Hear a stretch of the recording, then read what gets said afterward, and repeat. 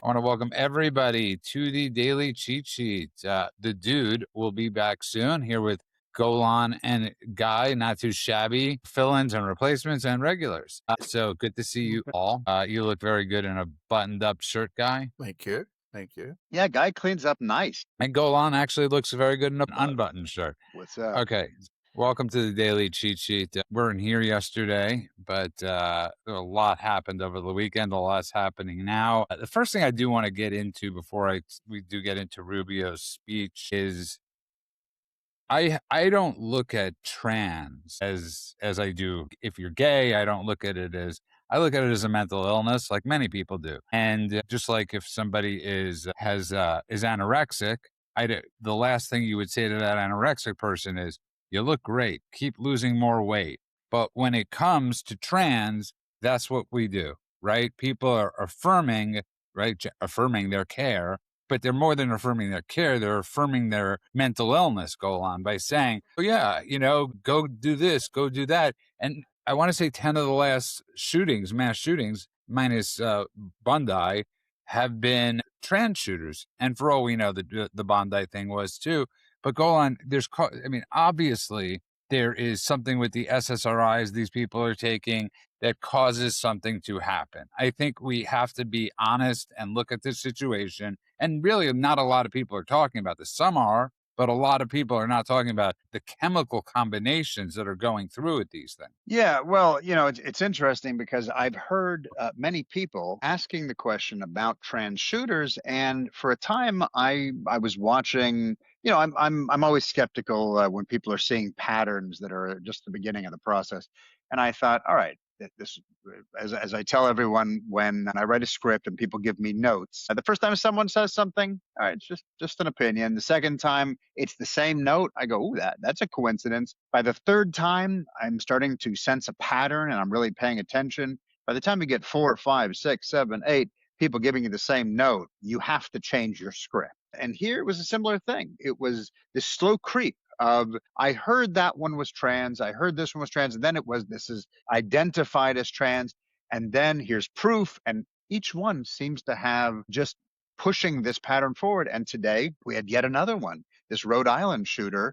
I was at the gym today, and suddenly the headline was in my face: identified as trans. And it feels like some people might say, "Oh, there's a mental health issue," because people who identify as trans or whatever the phrasing is, the correct phrasing for today is, it means that they have a problem in which they are not comfortable with the body that nature gave them, and there's something mentally going on. But as you pointed out, it's not just mental health. They're very often being, what did you call it? Quote unquote, affirming. Yeah, people are affirming. Well, think about it like this, right? Yeah. It's body dysmorphia when you have anorexia, right? So what that means is you see something that's not realistic. You're looking in the mirror. It's like the women with the fake lips that are saying to themselves, "I look really good I like look that." great. And Yeah, there's and this there's is so a doctor friend of mine told me this was before it really blew up into a nationwide kind of conversation, and suddenly everyone was saying, "Oh, it's great that everyone has body dysmorphia." Before that happened, a doctor friend of mine told me that this existed prior to it becoming part of the national conversation, but it was something that wasn't quote unquote affirmed. The doctor friend of mine told me it would be like if you felt like you were only supposed to have one arm, and then doctors were like, "No problem. I'll remove your other arm because it makes you feel like you're whole now." And here they're given psychiatric meds. Sometimes it's antipsychotic, sometimes it's stimulants, sometimes it's mood stabilizers, sometimes it's SSRIs. All things you would give to people with depression or anxiety or trauma or whatever it is. And there is something now to be said, as we're seeing it. There is something now to be said for the side effects of these things. They already know. The FDA has already determined that there are side effects to these before they were ever given to children, before they were given to adults. Agitation, irritability, impulsivity, suicidal thoughts, hostility, mania, and on and on and on. I think we're seeing the effects of that now to the nth degree. And by the way, just for the record, just so people understand, Guy, a person, I don't even like using the word trans because it's another one of those made up words. It's like when I hear the homeless community, It's not a community. It's homeless people. Stop giving them like the homeless community. You're somehow, and I'm not dehumanizing homeless people because I always say there, but for the grace of God go I.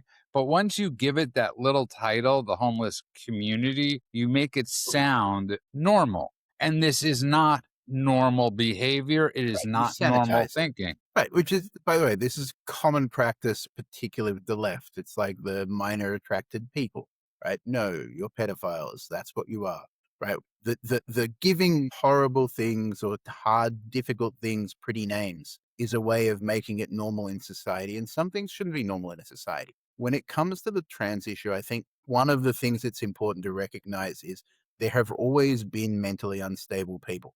Before it was trans people shooting people, that was always, I don't know if you remember this, but in the early 2000s and 2010s, there were a series of people who would yell at Allahu Akbar and then shoot people, and it was considered a mental illness at the Mhm. time. It wasn't ideologically motivated, it wasn't religious motivation, it was mental illness. If you go They back, still try to pull that today, yeah, by the way. Yeah, Yeah. that's more in Europe than it is in America. if you go back further, there were even things like Columbine. There were tragic histories of people with mental illness that get radicalized, particularly by these sort of edge case communities that normalize the mental illness, right? Like the podcasting community we were talking about recently. If you hear voices in the night that tell you that the Jews killed Charlie Kirk, you could either get put in an asylum or you can get a podcast. It's the same thing. Or you're being mauled by a demon. The affirmation of mental illness is deranging and it's predatory. And I think what's most important is to understand that these trans communities are almost always radically ideological. There is a strong comorbidity with things like schizophrenia and Mhm. autism. So these are people who are already often mentally vulnerable. And those people are radicalized exactly the same way, by the way, as in mosques. Not every Muslim is a terrorist, but if there's some percentage of people that attend mosques and you keep promoting radical ideas, eventually those radicals will act radically and you only need a small portion of them, right? It's the exact same principle and it's predatory. It's predatory because it preys on on the most vulnerable people in society by presenting their mental health to them in a way that allows it to be manipulated. Yeah, well said. And go on. They do have a 30% higher suicide rate than the Yeah. general population, at least. So, but at a certain point, and we have to be honest about this. If there was any, listen, there's something we're not honest about in America, and that's black on black crime. Something Mend often talks about. It happens every weekend in Chicago and in most inner cities, and we're unwilling to talk about it out of fear of being called a racist. Obviously, the black community has a major problem with black on black crime. Every statistic shows it. You don't even need a statistic for it. You would just turn on your TV on a Monday morning, go on.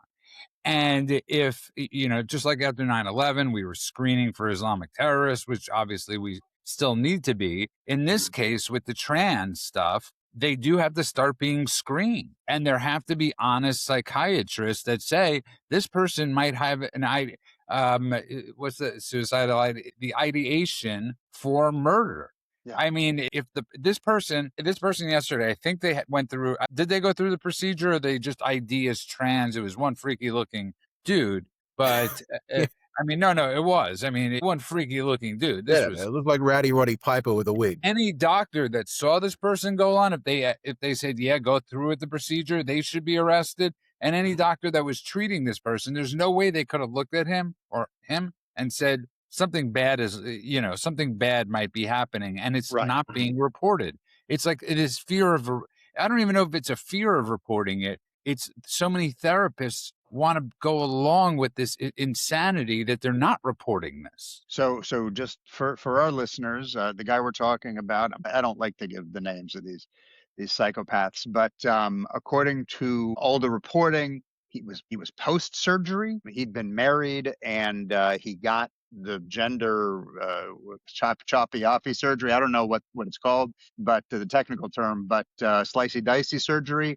And the wife divorced him and said, I couldn't handle being married to him after the surgery, and he was going by a different name, different first name and last name, by the way, and then kept degrading, degrading, Help me out. degrading. Degrading, thank you. Degrading mentally until finally it exploded into this. And so this was, family members that were fighting with him, again, according to reporting, because of the surgery and his mental issues and his marriage breakdown. And he finally snapped. But he didn't finally snap. He snapped. He snapped the second guy that he had that surgery, that a doctor allowed him to have that surgery. Yeah, This good should have point. been pre-screened, and he should not have been qualified for this. This is one of those things. And again, so I know you want to say this is one of those things. A lot of blame goes with the doctors, whoever performed this procedure on him and did this. They are as much to blame as him. They took a loaded weapon and they aimed. Okay. And this guy was a loaded weapon. I don't care what anybody says. I agree with you, but I think it's also important to recognize there are some people who are trans and are completely harmless to the world, right? Guy, And we I don't know that here's something we don't do on this show. We don't pre-qualify. no, Obviously. I'm not pre-qualifying. I'm actually trying to highlight Uh, something bigger, which is it's not the condition isn't in and of itself problematic. What is problematic is more often than not that the people with mental illnesses that identify this as a way out or this as something that creates a community that they can connect with. And those communities are intentionally radicalizing people. It's not just about the internal issue. There is a much more nefarious external issue which preys on vulnerable people, particularly vulnerable teenagers, by the way. I think the adults like the shooter today that get caught up in that, he's an it's outlier. almost secondary because these things spread like wildfires, particularly in schools, right? Where people are most vulnerable, where kids are dealing with mental difficulties in a society and I think this is the bigger picture, which treats softness with difficult issues as kindness. And what you see is it's the exact same problem as the forest fires in LA. In LA, there's forest fires. There have always been forest fires for as long as California has existed, well before it was called California. Native Americans, the same as the indigenous Australians, have always understood the concept of backburning to prevent fires from getting too wild. In the late 90s, people who thought environmentalism was really important came in and thought that the kind thing to do for nature would be not to do the backburning because that's chaotic and violent. So instead, they would leave all the undergrowth and brush in place. And then when the fires that always occur came, rather than having the safety lines drawn by the backburning, there was just a whole lot of tinder. And so what used to be regular, recurring, controlled fires became massive wildfires that burned down half of LA.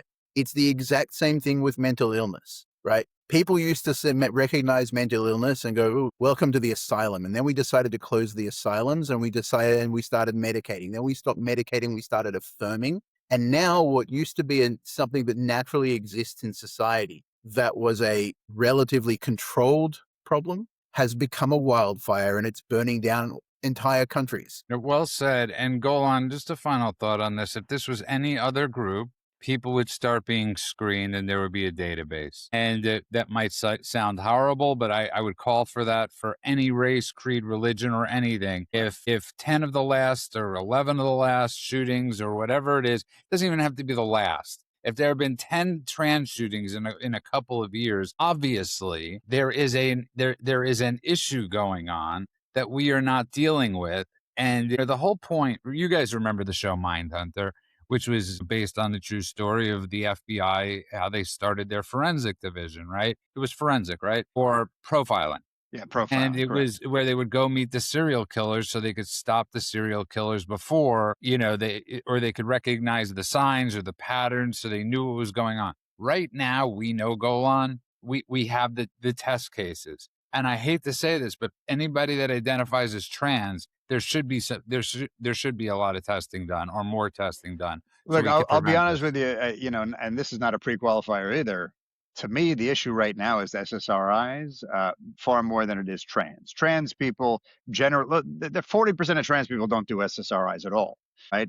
So we know that's not just an all trans thing. And as a guy pointed out, many trans people, they do their thing. I got a friend who's trans, never bothered anybody. He's not on SSRIs though, and he goes by she now. So like, Okay, I think that the SSRI thing is a much bigger deal. If you look at, there have been studies, and they talked about them in some of the reporting today. There have been studies. There was this big Swedish study, and they said for people between, don't quote me on these ages, but I believe it was 15 to 24 years old. If you are on SSRIs, your irritability goes up, your aggression goes up. This is regardless of whether you're trans or not. And we also know that 1 in 8 or 1 in 6 people are on SSRIs in general, not just trans people. Don't forget, trans people, or whatever label we want to apply to those people, you're talking about a percentage of a percentage of a percentage of a percentage of the population. The fact that this is a conversation that we're having on a nationwide and a worldwide level is kind of silly. It would be like everybody who has one blue eye and one brown eye. Let's just talk only about those people, and everybody has to have a movement. It's like it's such a rare thing. We've elevated it to a national conversation because it allows the liberals some talking point that they can beat people up with. But it's not a real conversation that we're having. In this particular case, these or antidepressant medication. This is basically aggression medication. Is homicidal ideation medication in a Well, lot of it cases. is a real discussion because if you're going to say that 30%, right? It's if they have a higher percentage of the general population by times 30, let's say it's 3x or let's say it's 30x, whatever the number is, go on, of suicide, and being given these medications, well, suicide can become homicide, I guess. There's something that's turning the internal Okay, and but you're making it. still talking about less than 1% of the U.S. population are transgender, post, I don't know what it's called, whatever, Right. trans, right? Right. So you're talking about a sliver of a sliver of a sliver of a sliver, and yeah, But again, I think you have to look at it in the context of the greater mental health crisis, because what you're seeing, for that's what I'm example, is saying. there is a challenge with a lot of people have a challenge with a sense of value in society today. And one of the things that the radical left have done, particularly over the last decade, is attach a sense of value to martyrdom. And so you see this increasing trend across all sorts of different groups of mentally unstable people where Like they suddenly pro-Palestinian they activists, find for instance. validation and personal and a sense of identity attached to martyrdom, which means again it's the weaponization of mental illness against the societies that we live in. And It's an that's, but incredibly by the way, that's dangerous why thing. I was blaming the doctors more than Right. I am, and why I've said this on many past And the shows. AMA. And the AMA, and I've said they've been used as a science experiment and as guinea pigs. And Mhm. that is a disgusting and horrible thing that's Mangala-esque. I've said this many times on the show. And I'll take it one step further, Judah, which is they haven't just been used as a science experiment because we knew what would happen. They have been weaponized. It's even worse than Mengele. Yeah, you're right, because Mangala, thank God, or, Yeah. unless you believe the This boys is from Brazil, thank God, never came true. Let's move on, though. You know what? And it's also, you got to pray for these people's families. It's like you look at what happened with Rob Reiner, you look at what happened with, it's ticking time bombs. And you're right. If people find the right community, and they have, and I well, really would love to know who's setting up these communities, it's like because there I was don't that think it's story. just organic. Right. There was that story that you shared about the Canadian boy the Canadian kid who was convinced to take his own life. Right. It's the same thing. It's people People that don't creating. know what you're talking about is there was a Canadian kid who's a diabetic, and he's got certain mental health issues, and because they have that law in Canada where you could end your life, he decided to end his life. He was 26 years old. Canada has become a death cult. There's a couple of European countries that are going down the same way. They've created this concept of voluntary euthanasia, right? That's state-assisted suicide, which assisted suicide is just murder with a glorified title. We should be clear about language because that matters. And so one of the things that you've seen, there have been a couple of stories like this in the last year or two in Canada, is people who have manageable health conditions or even challenging health conditions being pushed by the health administration or by doctors or the system, whatever system they're a part of, towards euthanasia because they've lost hope, right? So they're in a state of despair and the system pushes them towards euthanasia. This isn't a one-off. Right? There have been other stories. There was a woman who was disabled and she was in constant pain. And so they suggested to her, despite the fact that she was otherwise healthy and could have lived a long life, that if you wanted to avoid the pain, then it's painkillers or euthanasia. Your pick, but euthanasia is a lot more permanent, right? The system has become a death cult. It is fundamentally anti everything that's sacred, everything that should be sacred. And the fact that they keep taking people who, again, are vulnerable. People with mental illnesses are vulnerable. They are the people that we're supposed to be protecting, and convincing them to take their own life and then celebrating it, right? The martyrdom matters. This person becomes an icon. Listen, you're raising a great point, Colin. And just to finish this off, it's like calling the suicide hotline and having the person say, it's not a bad idea. You can That's right. send Let pills. me It's more provide you fun. with the tools. Yeah. That's right. Right. And which is why I've been against, you go to Canada or other places or San Francisco, wherever it is, where they allow you to get high, right? Where they have the safe spaces for people to shoot up. And I remember driving by one of those places in this beautiful area in Vancouver thinking, well, people are dying upstairs. I don't care how nice you make the below.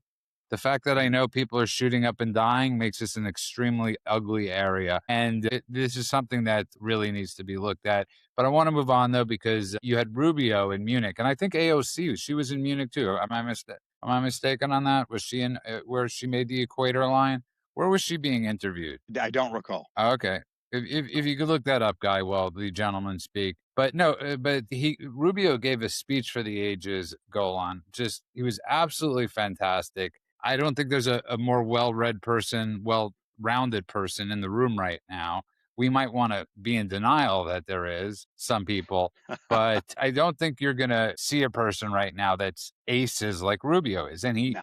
basically insulted Europe without insulting Europe at the same time. Quite the skill he did. It's interesting because this is the same place that in the previous year, Vance came and gave a speech, and the speech was widely derided. He was trying to be Trump in his speech. It was widely derided, and it became a bit of a scandal, even internally within the White Well, House. Of like, they took maybe away we the shouldn't invitation. send him. Yeah, maybe we shouldn't send him back. And then they made it real easy for them. They didn't invite him, and Rubio was sent in his place, and he kind of Vance 2.0'd it, where he did the evolutionary version of it. He did the presidential version of it. And I mean presidential in the way we used to mean it, with clear moral framing and the strategic seriousness and zero apology for American leadership. And he was able to let them know that, with applause coming his way every step of the way, that we want you to win, Europe. Our future is tied to your future, he said.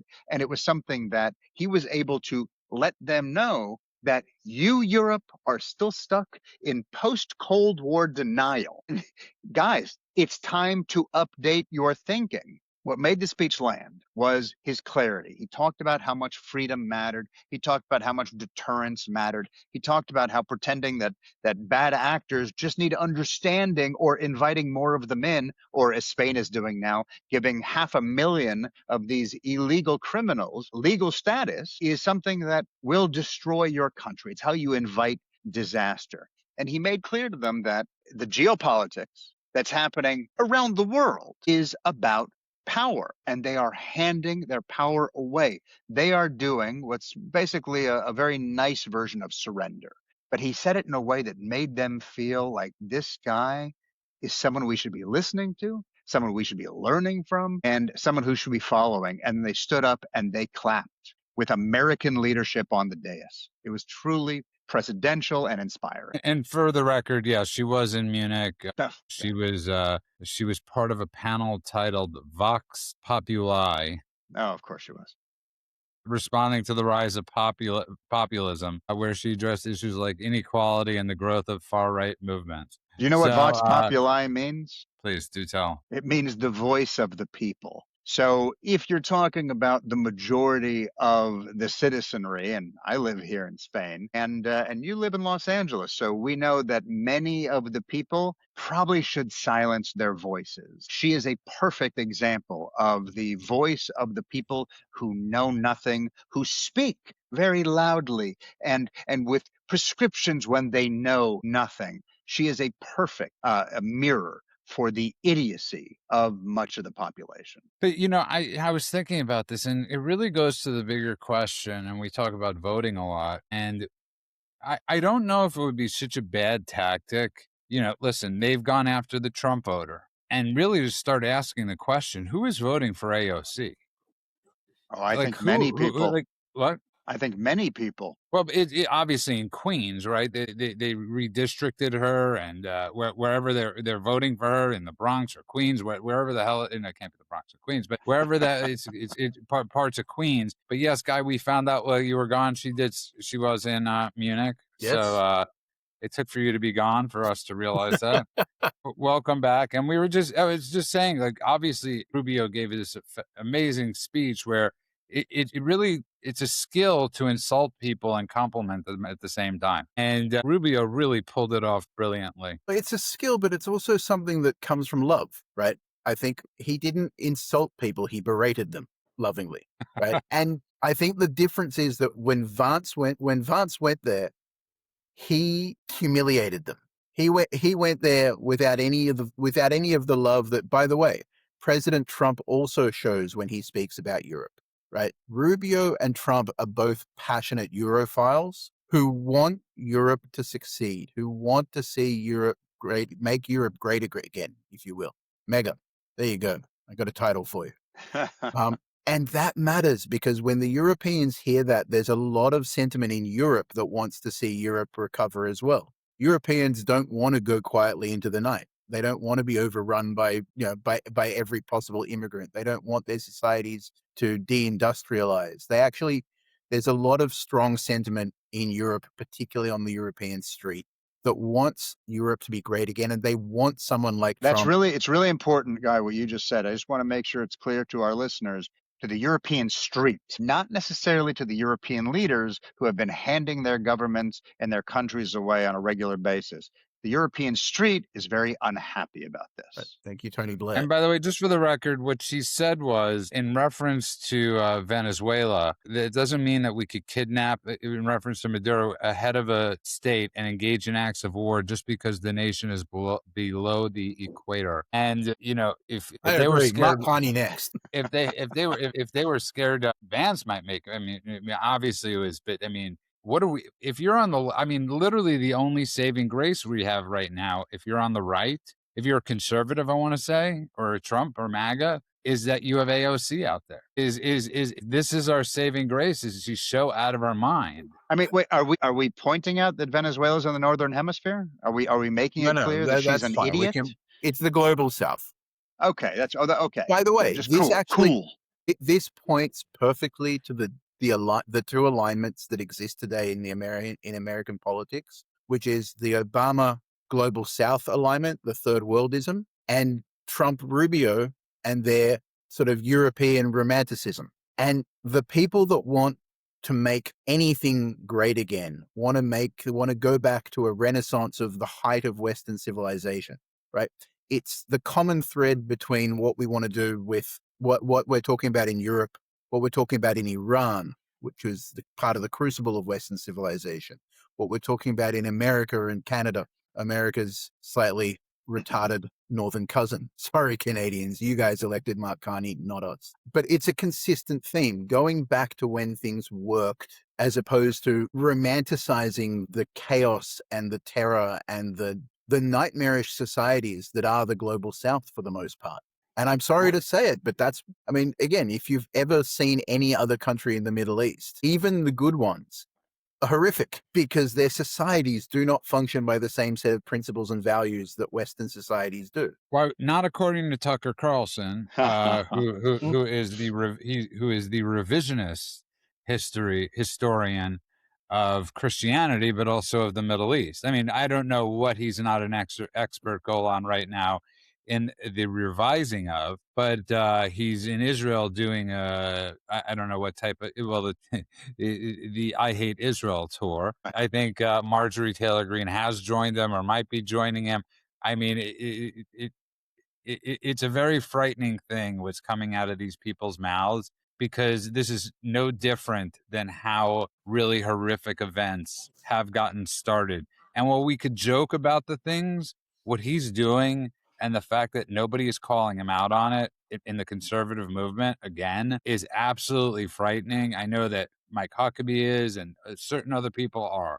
and Sebastian Gorka and Leo Tyrell in this administration are. But higher up administration people are not calling out J.D. Vance for not calling out the Tucker Carlsons of the world and these really frightening people. Well, at this point, there's not that much to say. Tucker continues to assert claims he knows are false. He lies about numbers. He lies about misrepresentation. He lies about the way people are treated. He lies about population density. He lies about ideological movements. He lies about everything, frankly. And when he's not lying about it, he is phrasing questions in very careful ways, knowing that they'll be clipped out of context, or that the answer can only be given in a way, because of the way he phrases the question, that he can then jump on it and take it out of context. You know, he had that interview with the priest in which he said,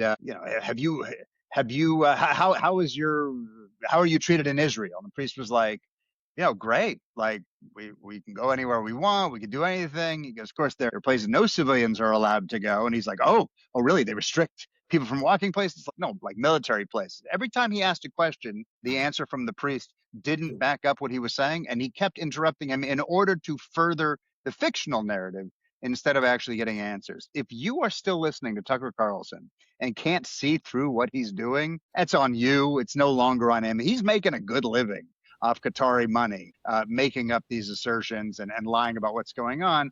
He's claiming the Christian population has gone down since the founding of Israel, which is not true. He's deliberately not mentioning what's happening in all of his favorite places, which is where all the genocidal people are cutting off the clitori of their daughters and murdering all the gay people. None of that is mentioned. So he's deliberately doing whatever he has to do to delegitimize the place that he's being paid to delegitimize. So I think there are 2 points that it's worth covering on Tucker just for the sake of understanding. Are they new points? They are new points. Oh, good. I want more stuff to hear about Tucker. One of them is that I happen to know an Israeli Christian, or if you will, a Palestinian Christian priest who has been reaching out to Tucker in order to have a conversation with him that's not rooted in Palestinian nationalism. Oh, was that the X I sent you? I got it from another friend, but it may well be. We got it from you and from a couple of other places. And there's another friend of ours who was also posting it on X as well. But it's a really important point. He is Christian. He lives in Israel. He is a priest, and he has been reaching out to Tucker to say, "Hey, I know I'm glad you're taking an interest in the situation of Christians in Israel. I'd love to discuss it with you as a Christian in Israel who happens to also be a priest." And he's to show you what it's really like here. Right. So needless to say, this doesn't fit Tucker's narrative, so he hasn't spoken to him. Instead, what does he do? He speaks to priests inside the Palestinian Authority. There was one particular interview that I thought actually did a really good job of demonstrating some of the way that Tucker biases the conversation. He said, "Are you saying that Christians around the world aren't donating much money to the Church of the Nativity in Nazareth?" To which the priest said, "That is what I'm saying. They're donating a minuscule amount." To which Tucker responds, "So what you're saying is that Christians around the world are donating huge amounts of money to the other side, but only a minuscule amount of money to the birthplace of Jesus Christ," right? That was a perfect demonstration of the way that Tucker frames these conversations to achieve what he did. He has somehow managed to take Christians donating money to Israel during a war, for whatever reason they choose to do so, Christian Zionism, with neglect of the birthplace of Jesus, as though these two things are oppositional and somehow on the same scale and in any way related. Why? Because the priest who was speaking on behalf of the Church of the Holy Sepulchre is a Palestinian Authority priest. He's a little bit terroristy. Just a little bit. And by the way, for our listeners, I want them to know you can find this post up on X. It's Shadi Khalul. He is one of the heads of the Aramaic Israeli Christian Association. And he is indeed an Arab Christian. And this is what he posted. I'm just going to read it verbatim. "I invited Tucker Carlson to take advantage of his upcoming visit to Israel and meet our thriving Christian community to see with his own eyes the people and realities he speaks about so confidently and so often on his platform. This letter was sent a week ago to every email address listed on his website. Not a single response. For someone who claims to care so deeply about the Christians in the Holy Land, Tucker Carlson, your silence is deafening." Thank you for finding the letter. Yeah, no, listen, I think, remember, let's not forget Archbishop Caputi. Was that how you pronounced his name? Was an actual terrorist. So it's like literally Tucker is chasing down. Like it's like, oh, let me get a doctor. I'll find Doctors Without Borders. Let me find a school teacher. I'll find one from UNRWA. I mean, let's Sirhan, by the way. Sorry, guy. Sirhan, the Palestinian nationalism has a rich tradition of taking Christians who are quite well educated and turning them into terrorists, not because of their Christian faith, but because of their identification with the Palestinian national movement. And by the way, Sirhan being the most famous of them because he was the one who assassinated Robert Kennedy. yes, but I'm happy you brought that up. And also go on. I think it is hurting people in the numbers. I keep on seeing Megyn Kelly is down 51 spots on Spotify. It's a pretty. I mean, I'm not sure if that's a fake or a real image that was being spread. And this is what I hate about this stuff. You never know until somebody finally puts up community notes. But it is affecting her listenership. And there's only it's there's only so much lying people actually want to hear go on. I mean, there's a lot of lying a lot of people want to hear. She's not entrenched in that Alex Jones, Steve Bannon, Tucker thing, where like, Yeah. if they say it's 100% the truth. She's like, You know why? We've talked about this a little bit before. She is, there's a difference between all these people online. When you look at Tucker, Tucker is a different kind of grifter. Tucker is paid to say the things that he is saying, right?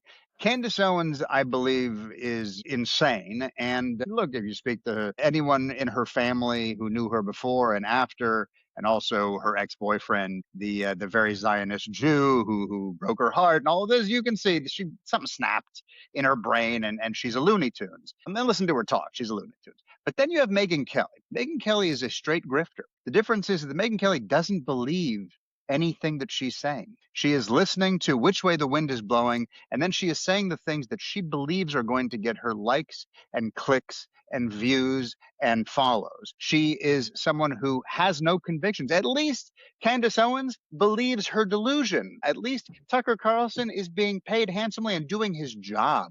Megyn Kelly is just a liar who says whatever it is, even if it's contradictory to what she said earlier. And even if you look back and you say, wait, that wasn't the attitude you had 5 minutes ago, it's because that's not the way the wind is blowing. So you can't, even if you want to hate whoever she's telling you to hate, you can't believe it coming out of her mouth because she's just full of bleep. But there's also something bigger that you need to look at here, which is a lot of the noise that we have been seeing on the internet, particularly in the last few years, is not organic and it's not humans. A lot of it is coming from bot armies. Now, why does that matter? Because those bot armies have been aligned for a great many years. We know it's the Russian net war. There's the Qataris in Iran have bot armies. We know that the Chinese have their water armies. This is a known thing. One of the things that's changed over the past 6 months, and again, a lot of credit for this that isn't given goes to President Trump, is that the war has come back to them. So for the first year and a half after October 7th, those bot armies were very aligned, promoting, encouraging, reinforcing anti-Israel narratives. Once Operation Midnight Hammer happened, once hit Iran the first time, all of a sudden, bots that were previously working on Scottish independence movements turned off. Bots that had previously been spending their time and effort encouraging people to talk about anti-Israel things had to shift to talk about pro-regime things. The outlawing or the listing of the Muslim Brotherhood as far as a terrorist organization. Again, that takes resources. Qatar is a country that is more or less run by the Muslim Brotherhood. Part of its influence machine now has to switch to trying to whitewash and re-legitimize the Brotherhood. So some of these tools that had previously been intentionally fanning those chaotic flames inside our societies, now that the sources of that fuel have come under attack, they're distracted. They can no longer dedicate themselves as aggressively to trying to undermine our societies. So Trump going on the offensive is a big part of why people are starting to shake their heads and see that a lot of the bots are dying and a lot of the people that were fueled by those bots are starting to fall from grace. Wait, this is important in terms of numbers. Yes, the numbers have fallen. Part of that, by the way, is I don't know if you said this. I cut out for a minute there. But when they bombed some of the Iranian nuclear sites, suddenly thousands of accounts that were talking about Scottish independence just stopped working. Uh, so literally, like, ooh, I wonder where those bots were stationed. But in terms of numbers, right now, this is post the fall that Guy is talking about. There is still now there's no hard and fast number, but the cybersecurity reports now show that over 50% post the reduction, 56% is the last number. I just looked it up, of all web traffic is bot driven. Now, that doesn't mean it's all just malicious bots, because there's also a bunch of bots that like regular companies are using for browsing or scraping or whatever. But it still means you're not talking to humans. But in terms of the quote unquote malicious bots, the unwanted bots that are actually like causing conflict, it's upwards of 40% now post the reduction. So just think about this, and I'm saying this to all of our listeners here. When you are online and you are arguing with somebody about something, or you are getting upset about something that somebody posted or commented, know that there is a pretty much a 50% shot that you are being agitated deliberately by a malicious bot put up by one of the bad actors Guy mentioned, and that the engagement that is being had is the reason why all of those platforms, many of whom can identify bots, are not eliminating them. And so just be aware that you are letting them manipulate you and you are playing into their hands.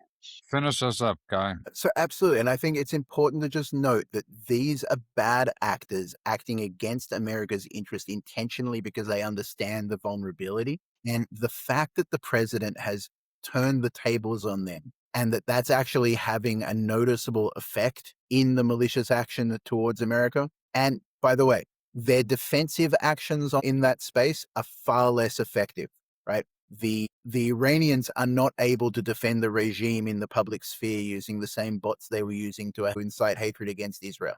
It's not working. The Chinese cannot defend themselves using the same bot armies that they were using to undermine the cohesion of American society.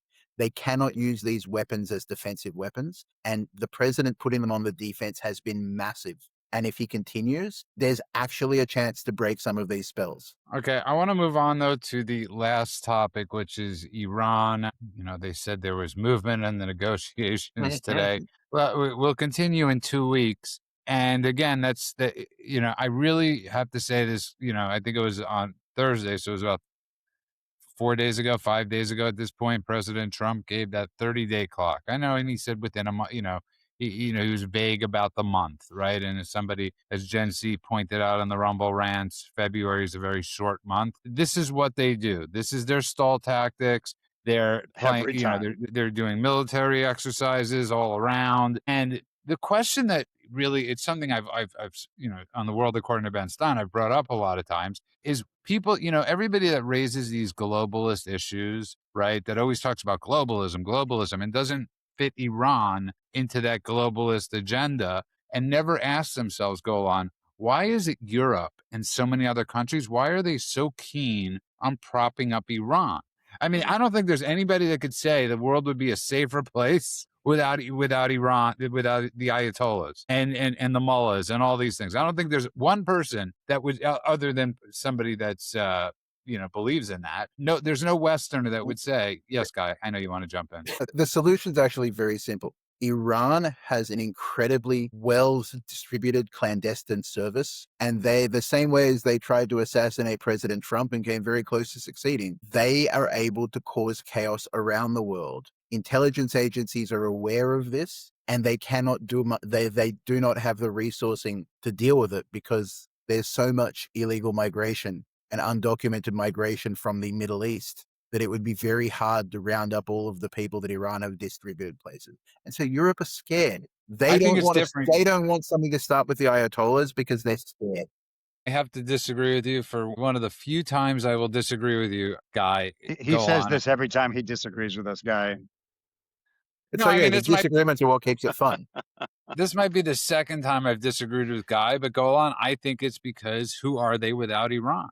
I mean, what is the need for most of these European countries anymore? If there's peace in Israel and no Iran with nuclear weapons, why is there a need for France? That literally France's sole form, pretty much, of business or their economy. A lot has to do with tourism. Go on. It's not like they're like. I love that Macron wants to make it like they're these manufacturing giants, but you're not. You're simply not. So, Golan, that's always been my theory on this is who are they if not but for propping up these crazy maniacal. You also are seeing a pattern that's been going on for many, many years. Not to blast something that I'm doing that supports the show, but my new Substack, where a guy inspired me to start writing articles. Thank you, Guy. My latest one just went out, and it literally talks about this. It's called "How Spain's Socialists Betrayed the Nation and Are Handing the Country Over to Islam."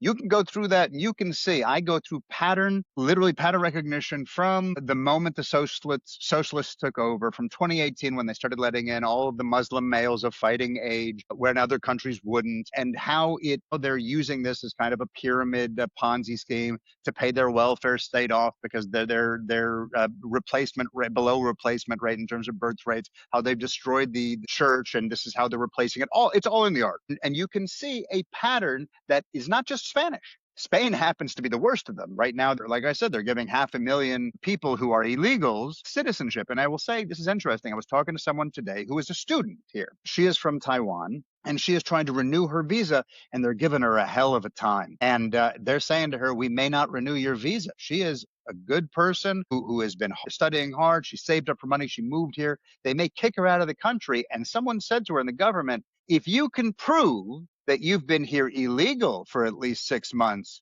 you'll get citizenship, or you'll get residency rather. What? This is the way things are working now. Right now, my wife and kids and I, when we have to take my kids to school, we have to walk through a sea of raucous Muslim men who are standing outside the Algerian embassy waiting to get their paper stamped because they've been here illegal and they're going to get their residency. And friends of mine who live on the other side of Barcelona are swimming through a sea of Pakistani men who are grope happy all day, and for the same reason. All of these guys, and they keep telling me, no, don't worry, it's just Latin Americans they're talking about. It's not. It's not. This is a deliberate decision to, and by the way, politicians here are saying it out loud. You know how when we say replacement theory, we get called racists or anti-Semites in the United States? Here they say out loud, we're doing replacement theory. High five, everybody. So it is not something that is accidentally happening. This is deliberate, and it is a deliberate decision to destroy their country. I don't think it's just a deliberate. I don't think it's just, again, they cease to exist if Iran exists. Vestigial imperialism. And vestigial imperialism is exactly right. And here's how you know it's right. They're not asking anyone to vote on any of this stuff. They're doing it by royal decree. They're doing it without democratic consent. People here do not even get to vote or have a voice when it comes to the decisions that are being made. In fact, they still have a king over here, which is a little bit of a joke because that guy just is corrupt and hands his mistress his money. But even if he weren't a joke, What's the point of being a the king? way the prime minister, yeah, well, good for him. The way the prime minister and his ministers are working, they make a decision like this. They hand it to the king. He is legally required to sign it into law. He's not allowed to say anything. And so it's just a group of corrupt individuals who are all socialists who are supporting the worst actors in the world. They will defend, like Mark Ruffalo.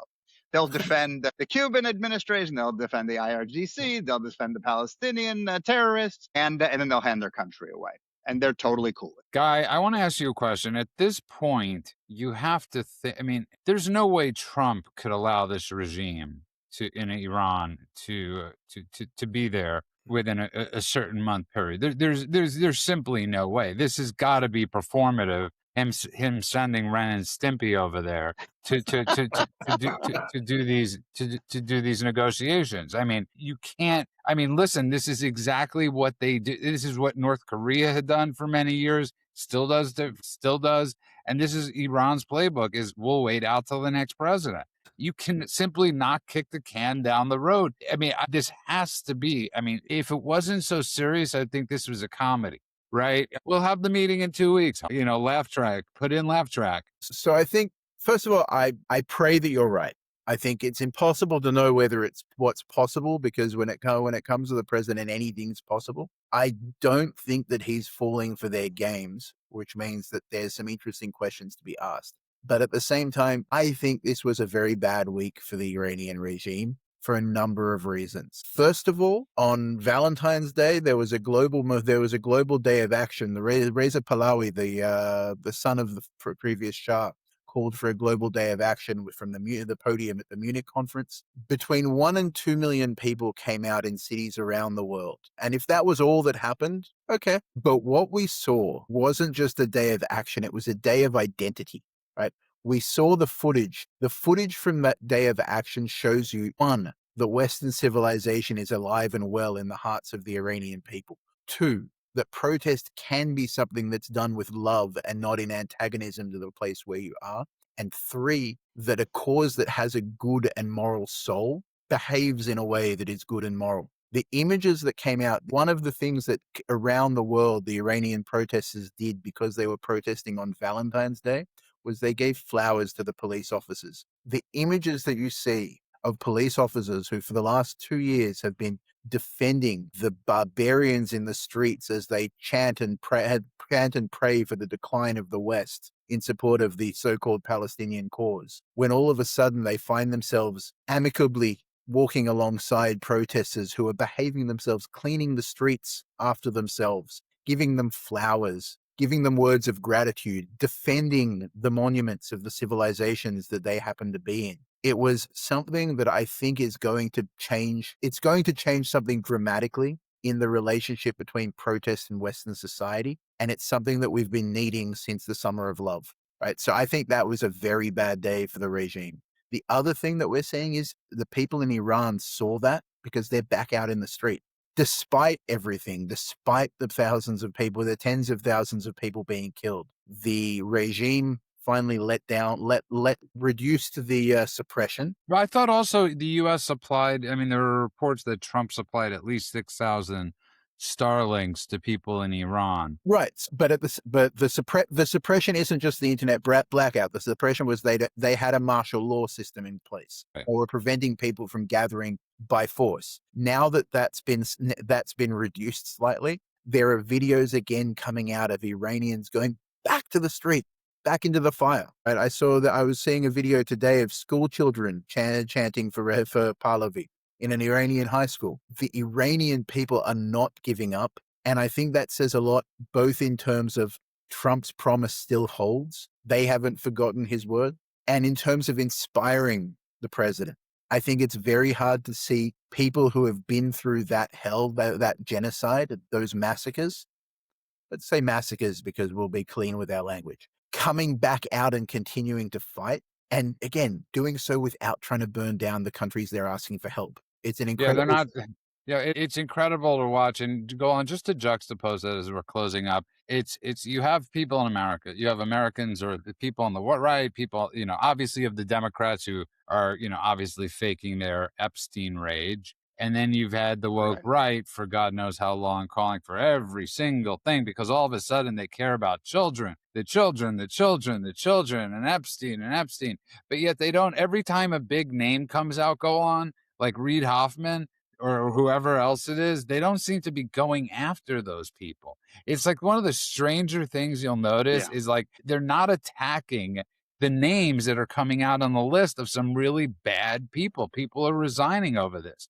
People, and then you had Ro Khanna, who released 4 names of people that were innocent. That They that weren't had no ties to him at all. Yeah, that was amazing. that had no ties. So you see this going on. You see them not celebrating as we keep on bringing up the 135,000 unaccompanied minors that DHS and ICE have found. Yeah. And it's like, and I look at this and I go, I can't have a serious conversation with somebody. I really can't.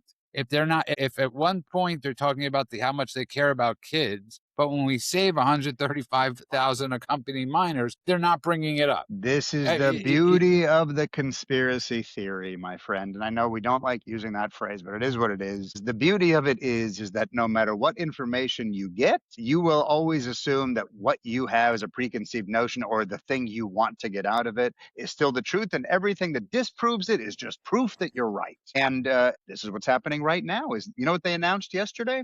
There are no more files. There's no more Epstein files to release. That's it. We're done. We did it.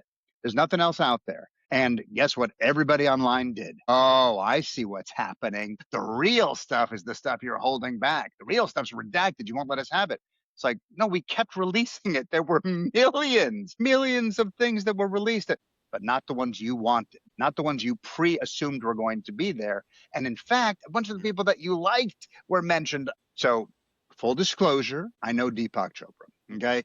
And so I'm on his mailing list also, in addition to the fact that I know him in real life. And today's message from him was, I know it's been difficult. And hey, we're all going to get through this together. And as long as I can, I will continue to be in touch with all of you to give you information that will improve your lives. That was it. And I was like, he didn't mention what that message was about, but that was an Epstein message right there, right? This is one of those things where people wanted it to be their villains. And again, the evidence didn't back it up. Today, in fact, on the front page of a bunch of newspapers and on The View was Whoopi Goldberg talking about why her name showed up in the documents, the Epstein documents. And she was like, let me be clear, however she talks. She said, I wasn't his girlfriend. I wasn't his friend, and she did all this whole speech about it. And I don't even get on planes. I hate flying. And she didn't address the fact that she asked him, can I borrow your plane? She just was like, hey, I know that my people are going to listen to me because their preconceived notion is going to match up with what I'm saying. So she didn't even speak about the facts of what was released, what she herself wrote to him. That's the beauty of this, is it will never be over, as we've talked about. The reason why I never cared about this being a public witch trial is because it'll never end. They didn't get what they wanted, so now they know it's definitely there. and let's be honest, the one thing they wanted was Trump guy.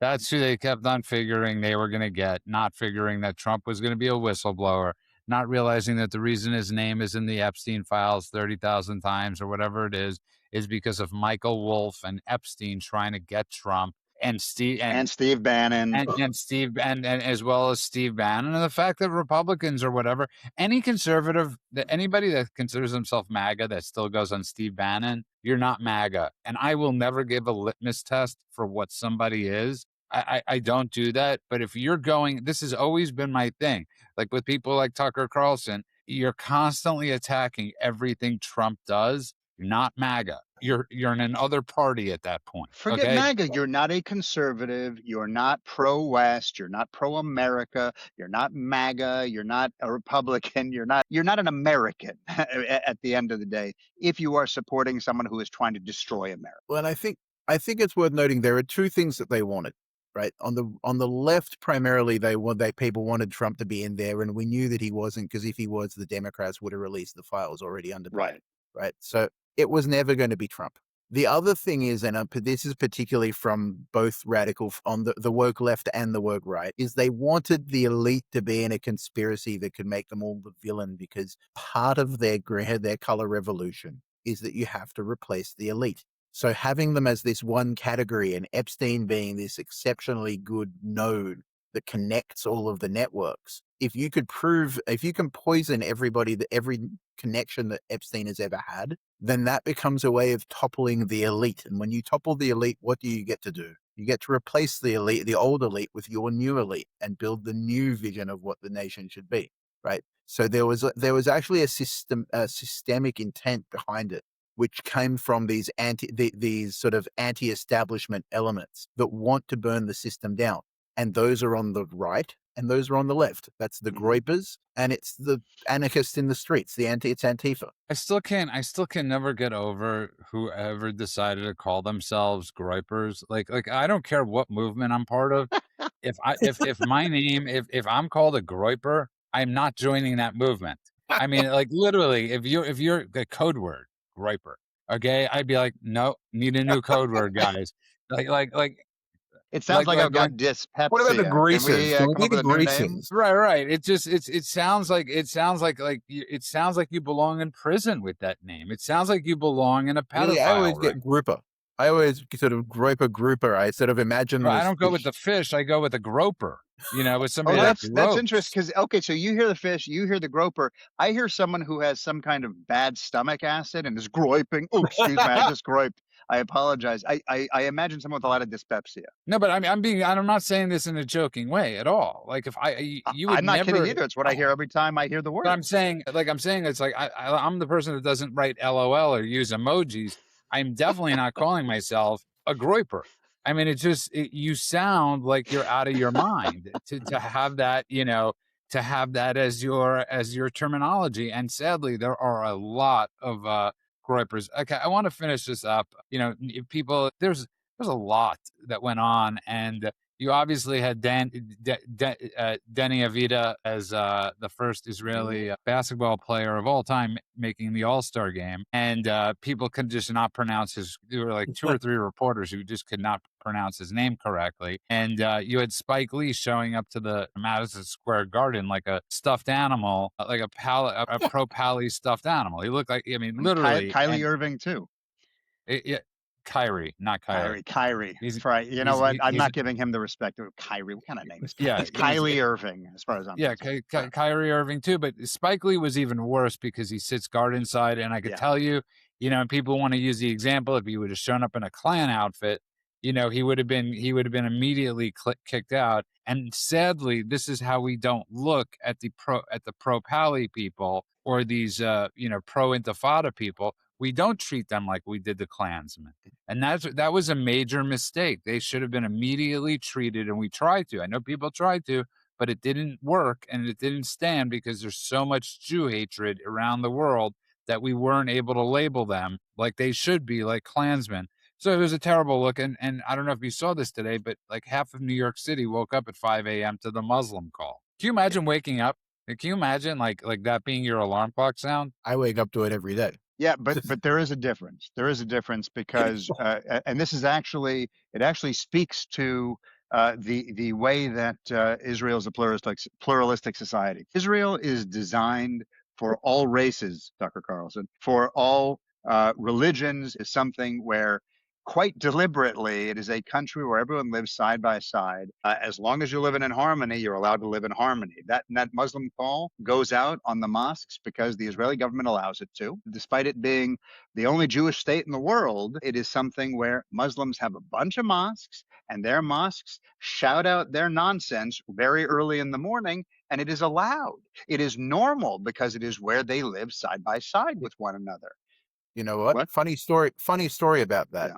Just It to better give be you, 30 seconds or less because we got to run. so the regional council that I live in actually recently spent close to $1 million upgrading the speaker system that the local Arab towns There you go. use to broadcast their call to prayer, because it had been a decade before and their speaker systems were getting up. It is actually a matter of national prerogative to help deal with but we are a Middle Eastern country, and we recognize that we have 20% of our population who are Muslim.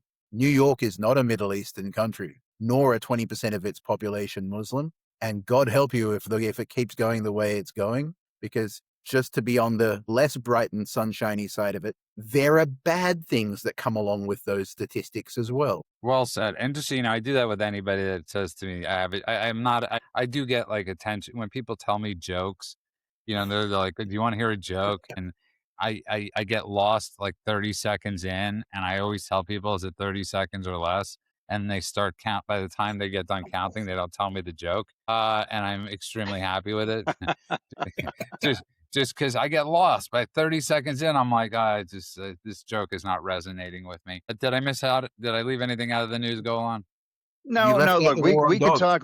Go ahead. You left out the war on dogs. If we're already talking about the Islamization of New York, there was a very prominent Palestinian activist or Islamist activist in New York who posted a post basically saying, now that New York is becoming more Muslim, we can start getting rid of the dogs, the indoor dogs. They're filthy. And that's when Randy That's when Fine, the congressman.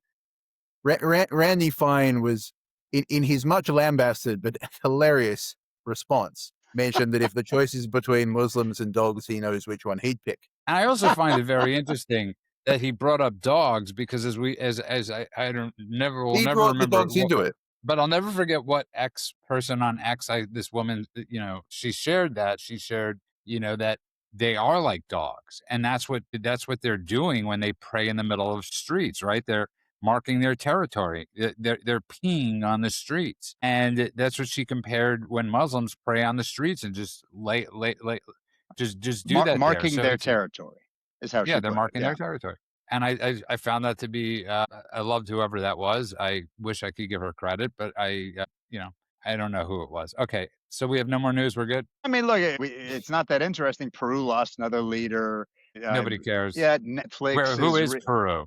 Peru. I believe. I don't know. Let's ask AOC. She'll probably figure it out. The Netflix merger with Warner Brothers may not be going Nobody through. cares. They're Only opening only up the you care. talks to Only Paramount again. Well, I do care about that one actually quite a bit, but we don't have to talk about it. Peru moved to the right, by the way. It's actually part of a trend in Latin America of communist leaders being replaced by leaders who are more pro-America and more right-wing. That's right. Or as AOC calls it, the right hemisphere. Beyond that, I think there's nothing interesting. Go read my Substack. Go read Guy's Substack. Go watch Judah's other show.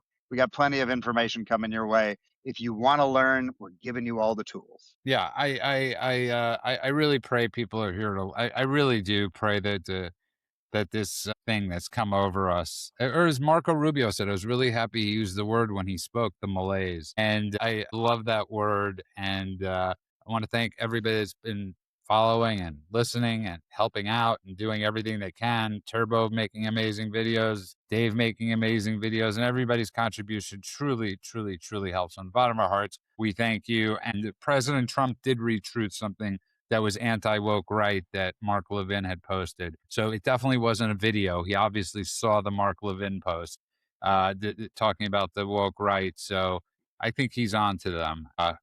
I don't see Steve Bannon at the White House anytime soon. Let's pray to Allah that he's not on. That he's not on. Okay. On that note, thank you, everybody. You can find us everywhere at thedailycheatsheet.com. I want to wish everybody a good morning, afternoon, and night world wherever you are. God bless you all.